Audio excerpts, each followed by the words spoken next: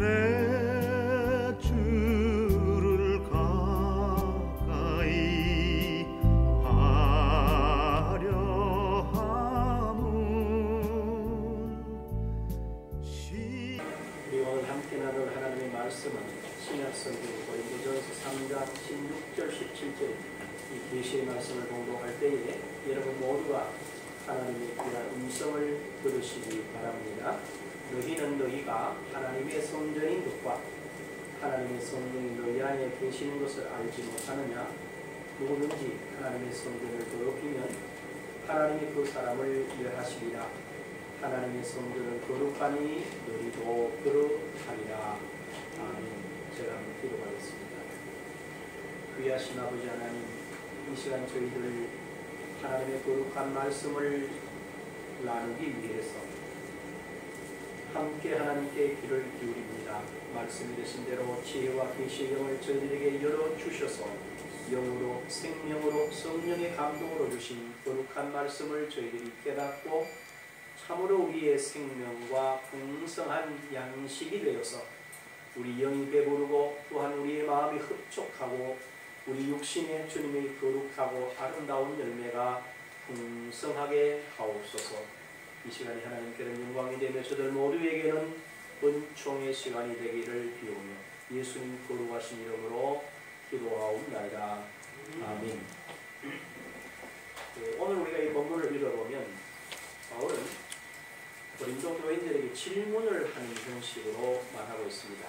뭐라고 그러냐 하면 너희는 너희가 하나님의 성전인 것과 하나님의 성령이 너희 안에 계시는 것을 알지 못하느냐라고 하는 이런 질문 형식으로 말을 하면서 너희가 누구이며 또 너희는 도대체 무엇을 가지고 있느냐라고 하는 이 사실을 가르치고 있습니다.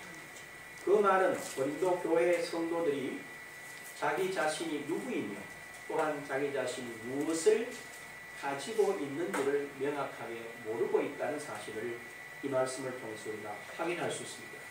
그리고 바울은 하는 말이 누구든지 하나님의 성전을 더럽히면 하나님이 그 사람을 멸하시리라. 하나님의 성전은 거룩하니 너희도 그러하니라. 그래서 너희가 바로 하나님이 거하시는 뭐가 된다? 성전이다 라는 사실을 확인하고 있습니다. 우리가 구약 성경에 보게 되면 우리가 생각을 한번 해봐야 됩니다. 하나님은 구약 성경에서 하나님은 이 땅에서 어디에서 사셨을까? 이런 질문을 우리는 한 번도 해보질 않아요. 왜? 하나님은 당연히 천당에 있겠지 뭐 라는 식으로 생각을 합니다. 그러나 여러분 기억하는 대로 요한복음 14장 6절을 보게 되면 주님이 뭐라고 그러세요? 내가 곧 길이요 진리요 생명이다. 그래 놓고 하신 말씀이 내가 너희를 위하여 뭐하러 가요? 천국을 예비하러 간다 라고 말씀하시는 걸 보면 분명히 우리가 장차 가야 될 곳이 있고 또한 지금 하나님이 계시는 곳이 있고 현재 고린도전서 3장 16절에서 17절에 말한 너희가 바로 하나님의 성전이다 라고 하는 하나님이 거처하시는 처소가 분명히 있었다는 것입니다. 그러면 구약에서는 하나님이 이 땅에 어디에서 사셨을까를 한번 생각해 볼 필요가 있습니다. 처음에는 에덴 동산에서 하나님이 사람과 함께 사셨다고 해도 됩니다. 그렇게 해서 하나님이 사람과 더불어 이 온 땅을 뭐 하셨어요? 사람을 통해서 통치하시고 또 이끌어 가셨다는 겁니다. 그런데 사람이 야고보서 1장 25절에 있는 대로 자유롭게 하는 온전한 율법을 범함으로 해서 그만 스스로 하나님의 은혜의 품을 떠나서 스스로 어디에 빠졌느냐? 죄와 사망의 굴레를 쓰게 되었습니다. 이때에 사람에게 주어졌던 이 땅의 통치권은 사람이 마귀에게 미혹에 빠지는 순간에 그 통치권마저도 빼앗기고 말았다는 것이에요. 이때 하나님은 이 땅에 대한 통치 통로를 잃어버리게 되는 그런 결과를 갖게 되었습니다. 그래서 하나님은 사람을 통하여 이 땅을 통치하시기 때문에 사람이 마귀에게 빠지는 순간 하나님이 그 사람을 쓸 수가 있는 통로가 막혀버린 거죠. 이렇게 말하면 보통 사람들은 이렇게 말합니다. 아니, 하나님은 전능하신데 자기 뜻대로 하면 되지 라고 하는 그런 생각들을 갖게 합니다. 그러면 하나님은 스스로의 법을 어기게 되는 것이에요. 하나님이 전능자이기 때문에 뭐든지 마음대로 하면 된다. 이렇게 하면 하나님이 세우신 그 법을 하나님 스스로 어기는 그런 결과를 초래하게 됩니다. 그래서 사람에게 이 땅을 위임해 주셨기 때문에 하나님은 그 한번 위임해 주신 것을 사람이 범법을 했다고 해서 확 빼앗아버리고 다른 사람이 주는 그런 하나님이 아니시라는 것입니다. 왜냐? 하나님은 최고의 인격자이시라는 거죠. 하나님이 최고의 인격자를 우리가 무엇으로 알 수 있느냐 하면 이런 내용으로 알 수 있습니다. 우리는 잘 못 느끼고 살아요. 하나님이 사람을 얼마만큼 존중하느냐라고 하는 것이에요. 하나님은 우리를 얼마만큼 존중하느냐 하면 누구처럼 존중해요? 하나님 자신만큼이나 우리를 존중히 여기십니다. 그래서 하나님은 절대로 우리 보고 어떤 일을 강제로 이렇게 해라 저렇게 해라 이렇게 명령하시지 않으세요. 뭐 하시느냐? 언제나 하나님이 뭐요? 기다려주시는 거예요. 힘이 있으니까 마음대로 하면 되지 하는 그런 생각은 바로 타락한 재성에서 하는 말이지, 정의와 공평과 공법으로 우주와 만물의 통치자이신 하나님의 인격에는 도무지 맞지 않는 생각입니다. 아시겠어요? 그래서 누구보다도 우주와 만물을 통치하시는 하나님은 공법과 정의와 공평을 먼저 어디에다가 자기 자신에게 잘 적용하셔야 했어요. 그래서 뭐합니까? 바로 만유의 통치자로서의 분명한 권위를 가지시게 된 거라고 말입니다. 간단하게 설명하면 이런 말이 좀 어려워요. 이런 예를 들면 됩니다. 부모가 자식들과 이렇게 말해요. 싸우지 마라. 싸우면 안 된다. 이렇게 말을 해요.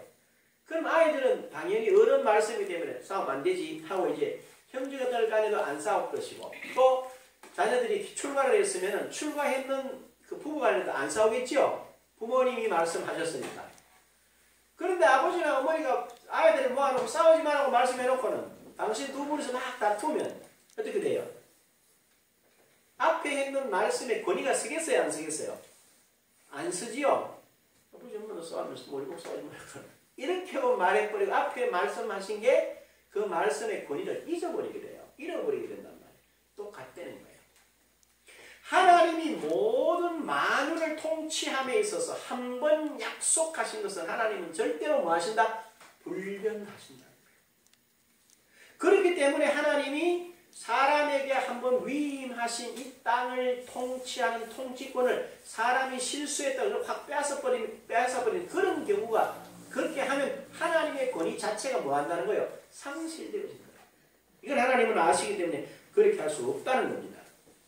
그래야만 하나님이 공평하신 하나님, 그 다음에 정의로우신 하나님, 그 다음에 공의로우신 하나님이 되는 것입니다. 힘이 있다고 당신 마음대로 하시고, 또 힘이 없다고 힘이 있는 하나님께 그 힘 때문에 행복한다면 그것은 우주와 만물의 통치자로서의 공평과 정의에 맞지 않는 것입니다. 그것은 귀신들이나 하는 그런 짓입니다. 여러분들이 알죠? 그래서 제가 또 직접 가서 많이 만나봤는데, 무속인들을 만나보면 대부분의 사람들이 100명이면 100명 다 동의하는 말이 있습니다. 무속인이 좋아서 무속인을 하는 사람 딱 한 사람도 없습니다. 그러면서 그 사람들이 한결같이 하는 말이, 신이 자기를 그렇게 하기 때문에 어쩔 수가 없다는 거예요. 그래서 우리 학생들은 그건 뭐 말도 안 된다 이런 생각이 들잖아요. 그런데 제가 만나본 무속인들 가운데 이런 재미난 이야기를 해요.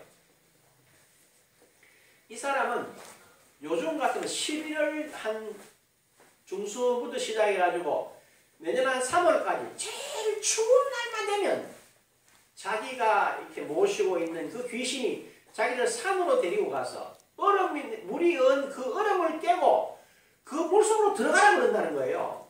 들어가야지만 뭐가 자기 그 신의 능력이 임한다는 거야. 그래서 그렇게 고통스러우면서도 어쩔 수 없이 한다라는 이야기 들은 적이 있어요. 또 하나는 무속인들 가운데 아주 이상한 버릇이 있어요.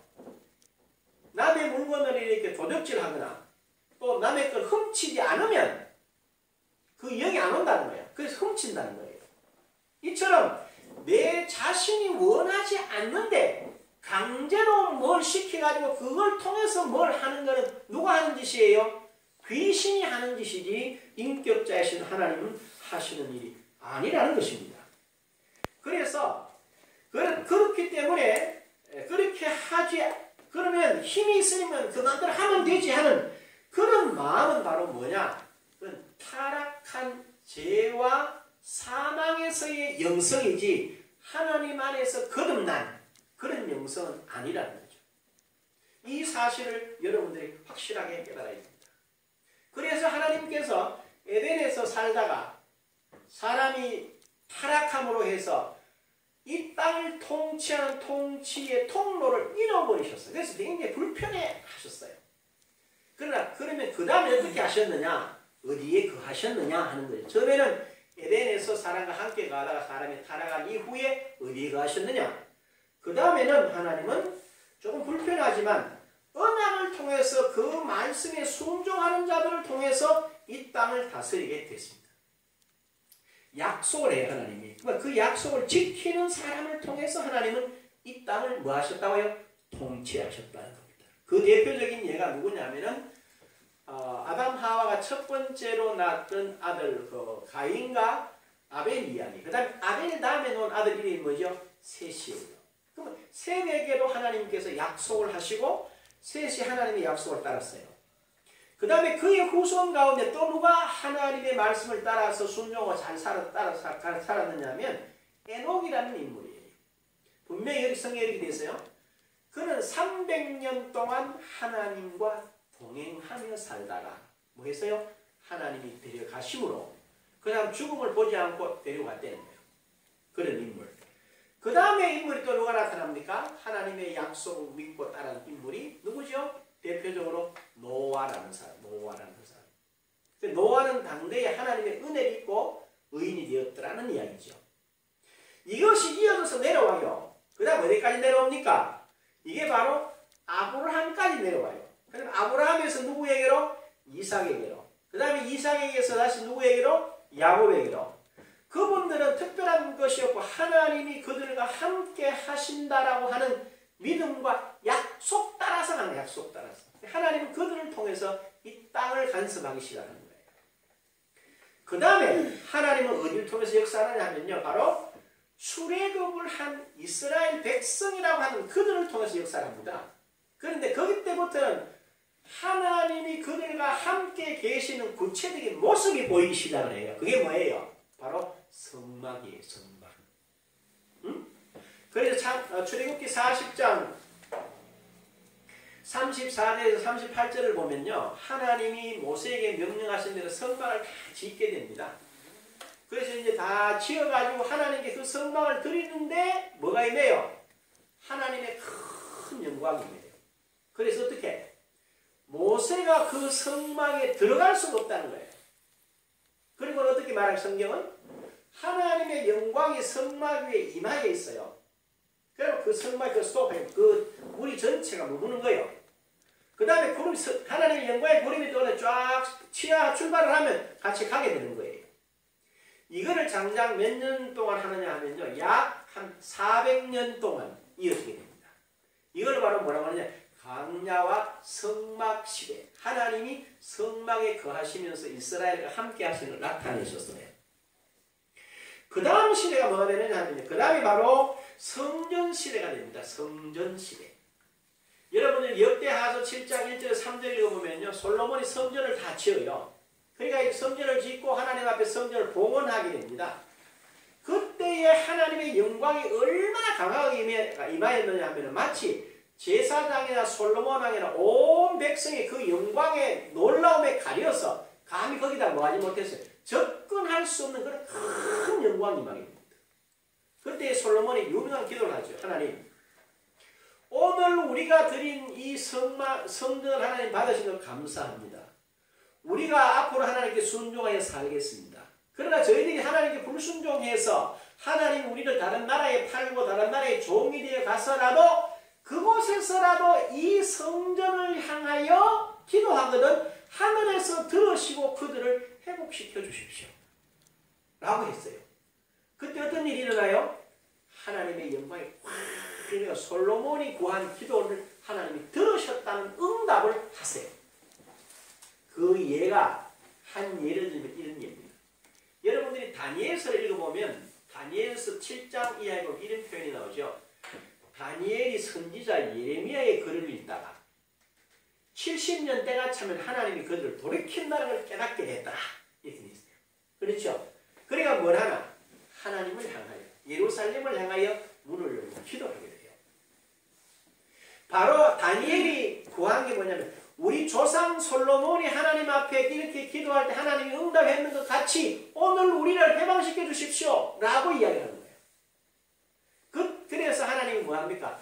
다니엘이 실은 노예로 포로로 잡혀갔지만 실제로는 큰 바벨론 대제국의 가장 높은 관리자가 되고 세 왕을 걸쳐서 통치하는 그런 큰 영광의 자리에 이르게 하는 걸 볼 수 있습니다. 그게 바로 뭘 말하느냐 하면은 하나님이 솔로몬이 지었던 성전 봉헌에 응답하셨던 대로 하나님이 역사했다는 사실.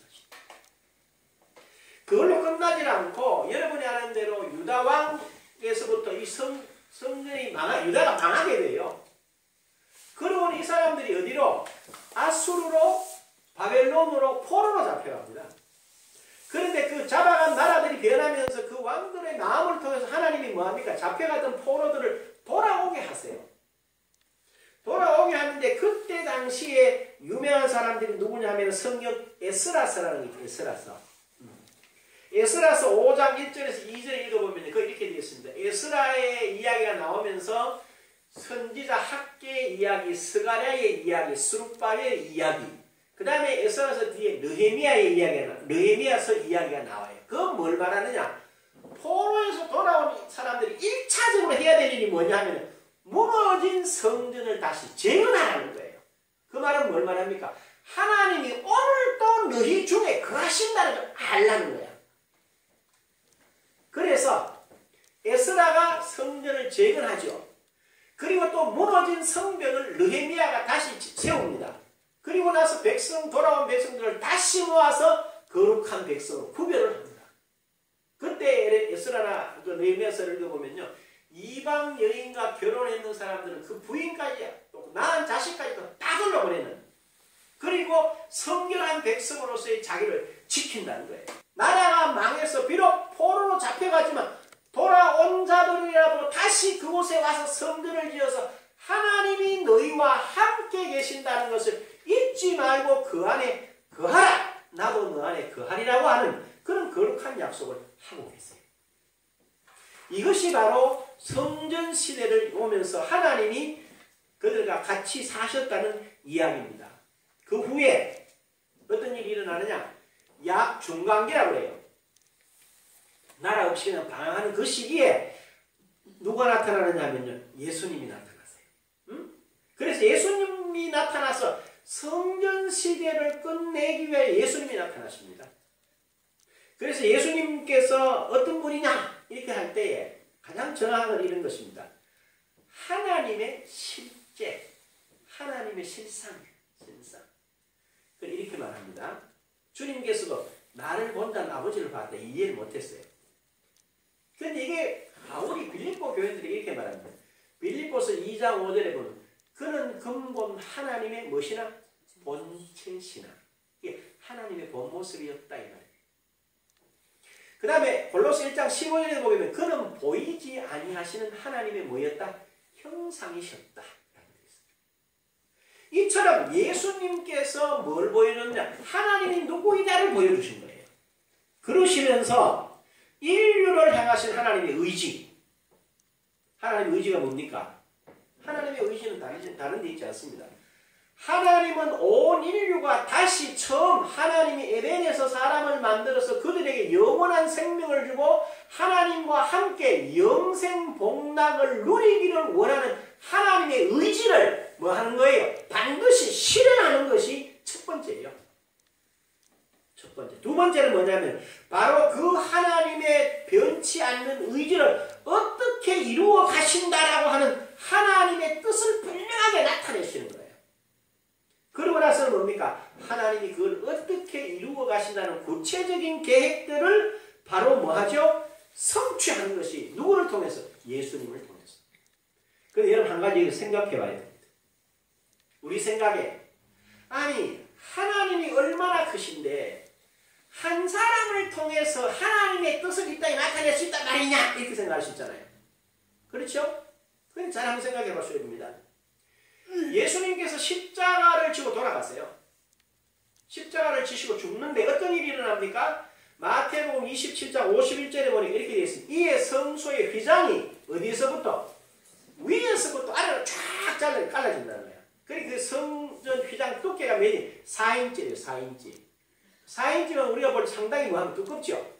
그것이 사람이 찢으려고 해서 찢기 굉장히 힘이 들 텐데 위로부터 아래로 찢어졌다는 거예요.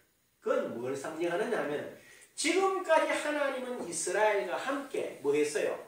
성전이라고 하는 곳에 거하시면서 그들을 만나주시고 이스라엘을 통해서 하나님이 이 땅에 계시하기를 원하시던 거예요. 그런데 이스라엘이 그걸 이루지 못해요. 그러면 결국은 하나님께서 누구를 통해?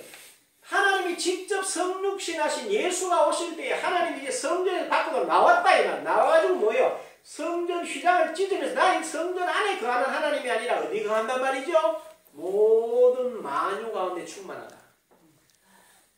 그러면서도 그리스도께서 부활하심으로 말미암아 믿는 자 속에 누가 계신다? 하나님이 계신다는 거예요. 이 말씀을 하시는 것이 바로 십자가와 부활의 사건의 핵심이에요. 그것이 바로 어디냐 하면 바로 오늘 우리의 마음, 우리의 영입니다. 그런데 놀라운 것은 이것은 어느 날 갑자기 이렇게 된 일이 아니에요. 하나님이 일찍이 구약에도 이렇게 되어진다는 것을 예언하셨어요. 예레미야서 31장 31절에서 34절, 그 다음 에스겔서 11장 10절에서 20절, 그 다음에 36장 26절에서 27절, 37장 14절, 여기 보게 되면 새언약을 약속하신 이렇게 말합니다. 내가 그들에게 새 마음을 주며 새 영을 주리라.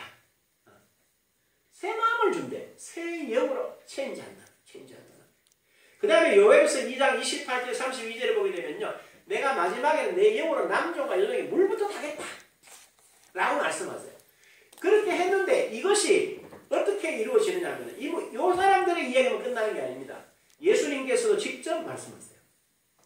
요한복음 14장 16절 17절에 보면 이렇게 말합니다. 예수께서 이르시되 내가 아버지께 구하겠으니 그가 또 다른 보혜사를 너희에게 주사 영원토록 너희와 함께 있게 하리니 그랬어요.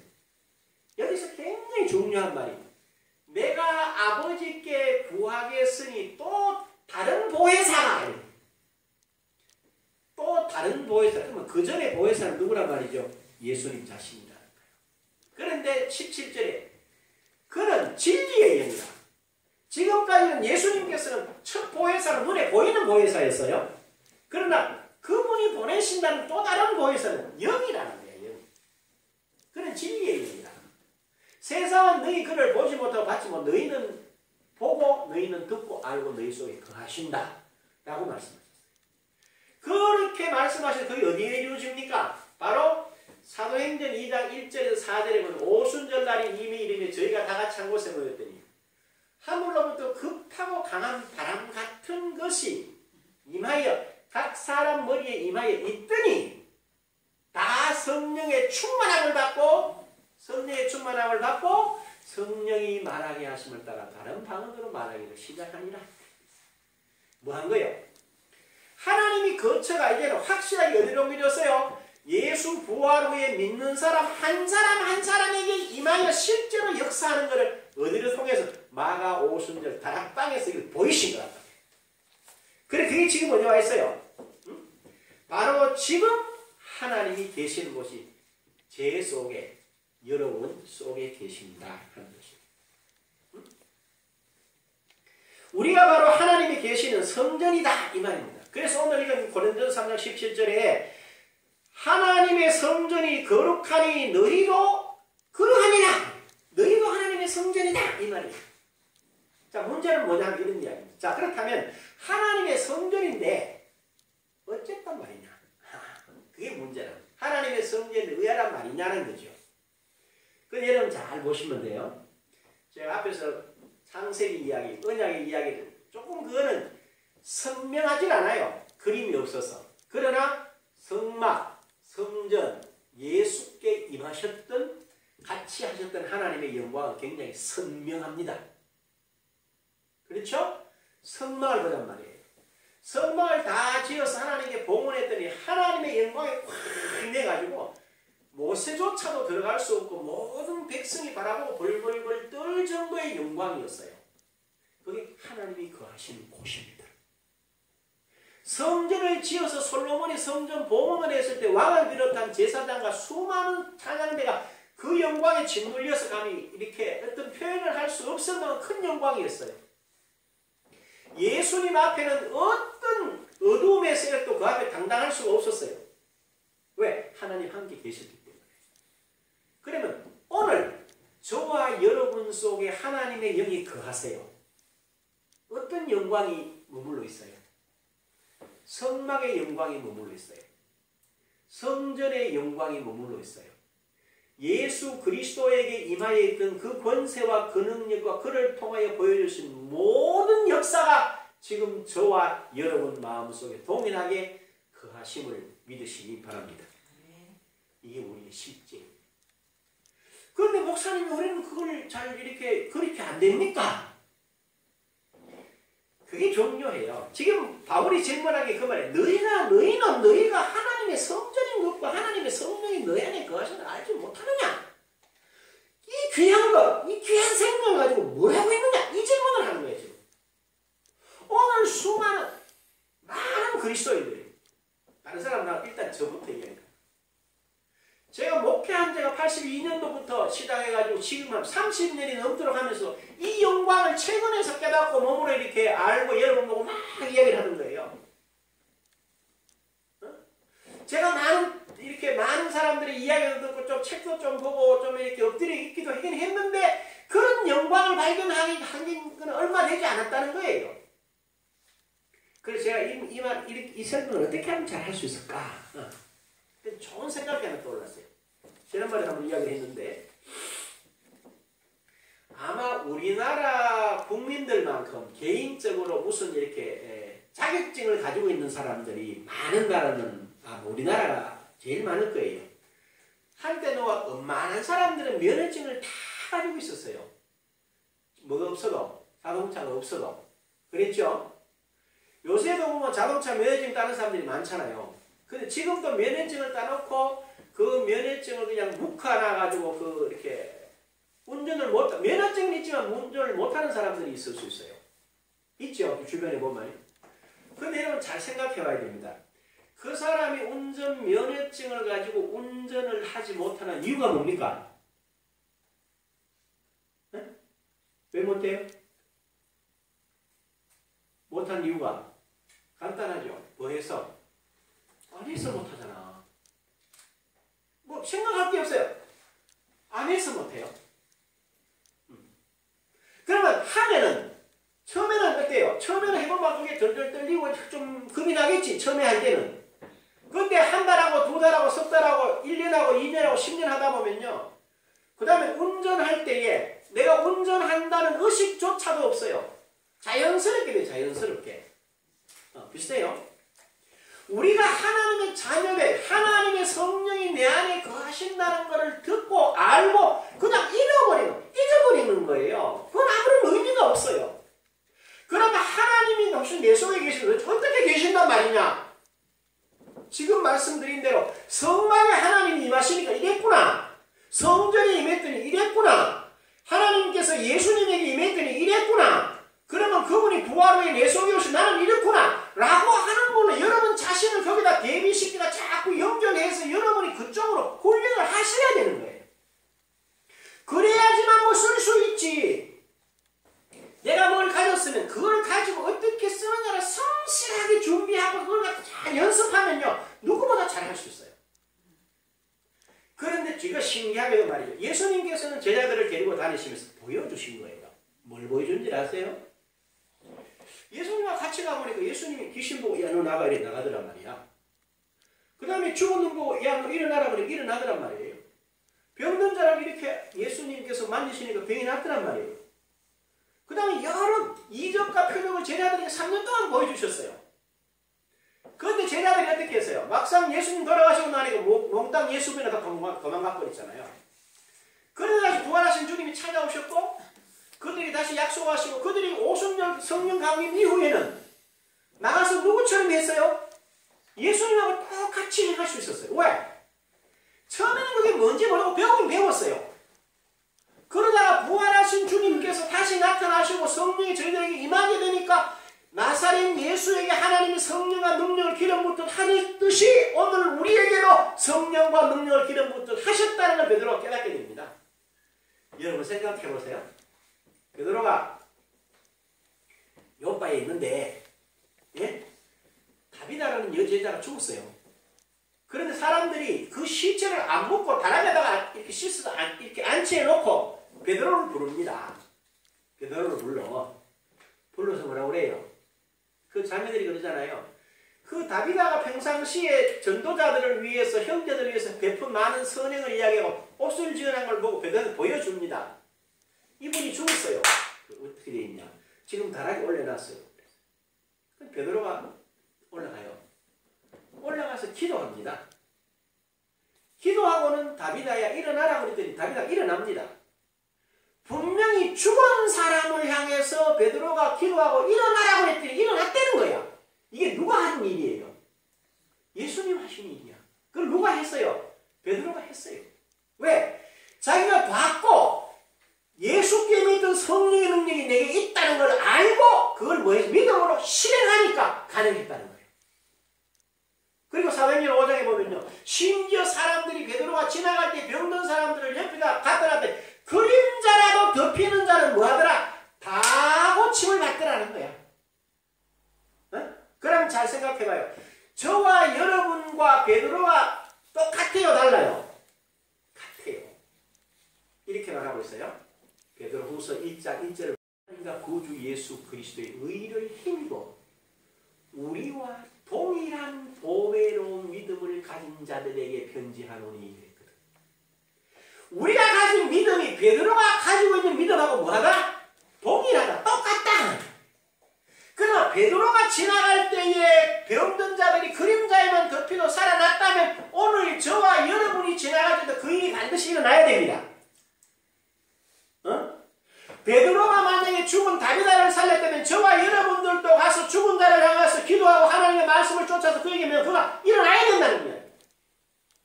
그건 완전하게 우리는 그 사실에 대해서 듣는 데만 있지 그걸 실제로 행하지를 않았어요. 그리고 그렇게 해라! 이렇게 듣지를 못했어요. 그러다 보니까 지금 바울이 고린도 교인들하고 하는 말이 똑같아.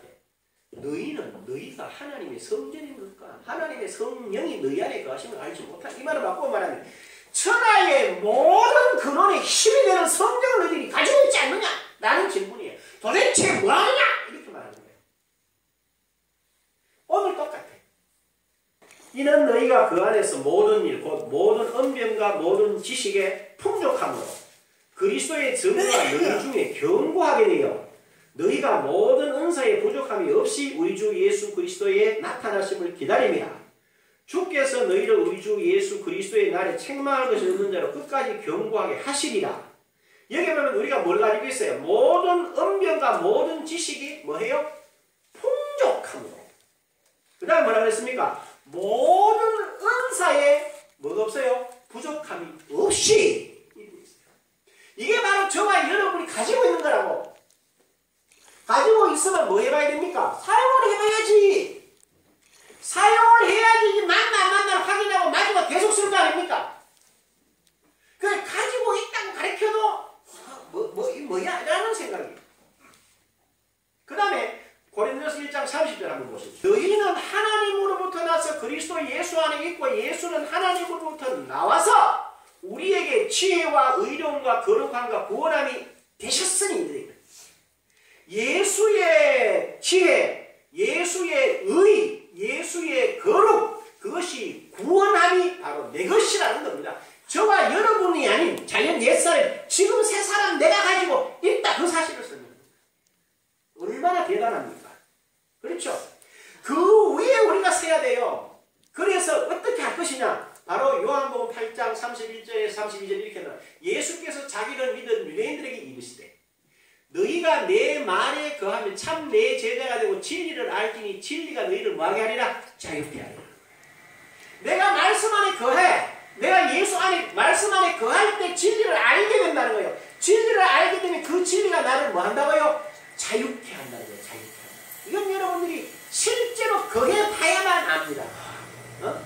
아무리 말이죠. 그 내용을 잘 알아도 실제로 먹어보지 않으면 그 맛을 분간할 재간이 없어요. 똑같아요. 하나님의 진리를 내가 말하지만 지식으로 가지고 있지만 내가 그 안에 거하여 보지 않으면 그 내용 자유함을 알 수가 없어요. 그래서 거해야 된다는 거예요. 그래서 야고보서 1장 25절에 뭐라 그랬어요?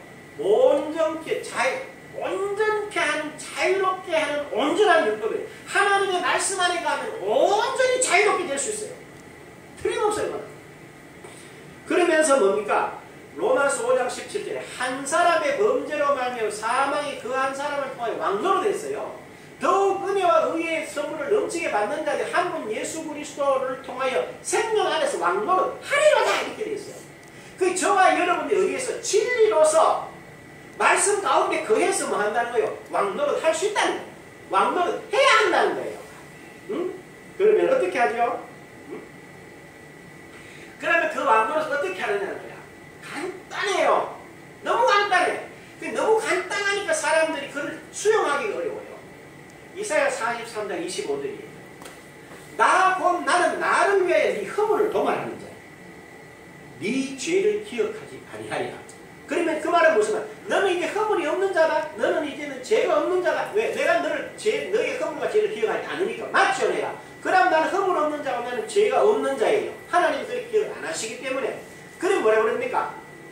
너는 나에게 기억이 나게 하라. 우리가 함께 변론하자.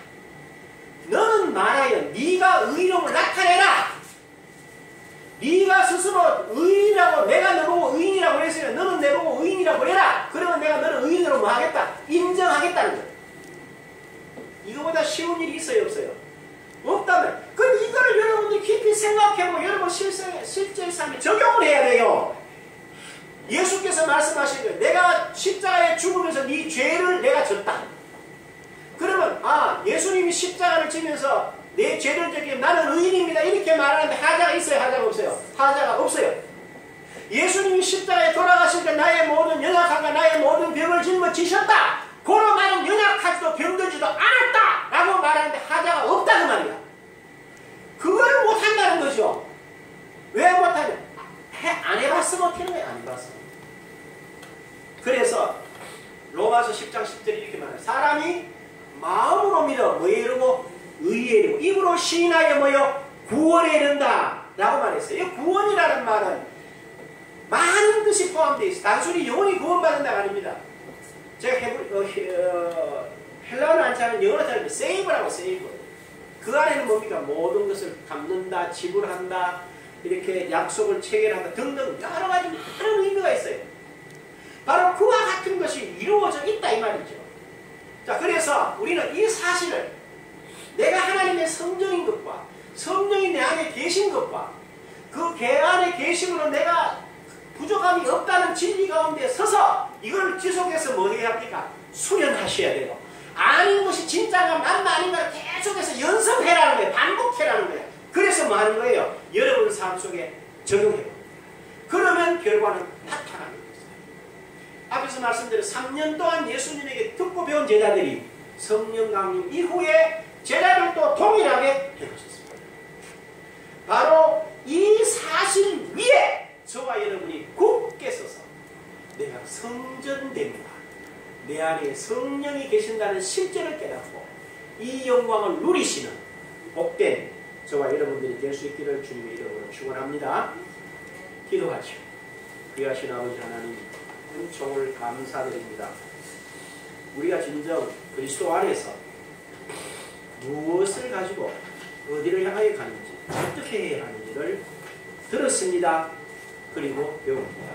그리고 연습하여 이루어 이 땅에서 하나님을 대신하는, 그리스도를 대신하는 자로서 당당하게 살아가게 하옵소서. 인도하신 주님을 찬송하오며 예수님의 이름으로 기도합니다. 아멘. 우리가 일어나셔